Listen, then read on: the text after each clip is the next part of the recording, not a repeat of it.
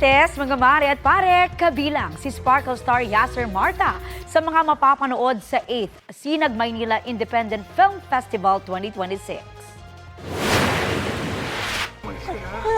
Jesus, ang kailangan mo! Jesus, hindi ako dahil wala akong kwentang tao!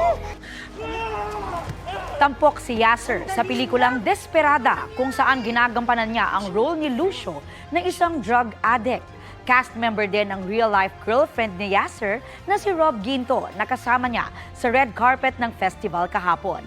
First time rin daw nilang maging bahagi ng naturang film fest. Showing ang pelikula hanggang sa March 29. Masaya si Yasser sa unang pagkakataon na pagbida niya sa isang film. Sobrang nakakataba na yung ng puso, yung tiwala na binigay po sa akin nila Sir Dennis, nila Direk Louie Ignacio, and thank you. Ako naman po, ito yung trabaho ko at gusto ko lang po ibigay yung best ko.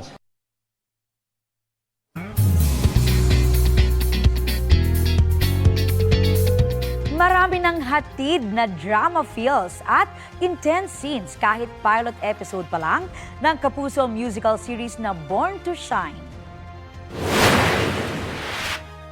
Anong pakiramdam ng pinalitan, Minch?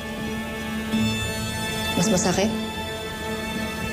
Mas matindi pa sa sakit na binigay mo sa akin. Ipapakita ko sa inyo. Hindi niyo ko mapapabagsak dahil sa pagtanggal niyo sa akin dito sa Rosabelas.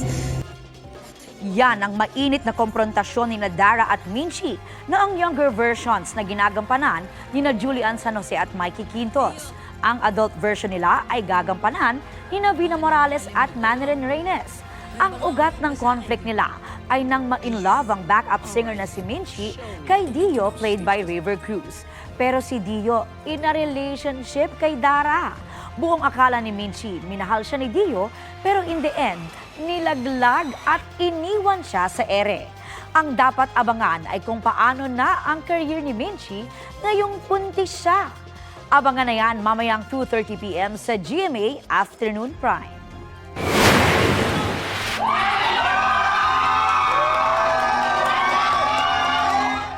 All-out support ang cast members at production team sa pilot episode ng Born to Shine. Sama-sama na lang itong pinanood kung saan na-witness sa inyong mare ang kanilang excitement at saya. Ang isa sa mga bida sa series na si Zephanie naging emosyonal.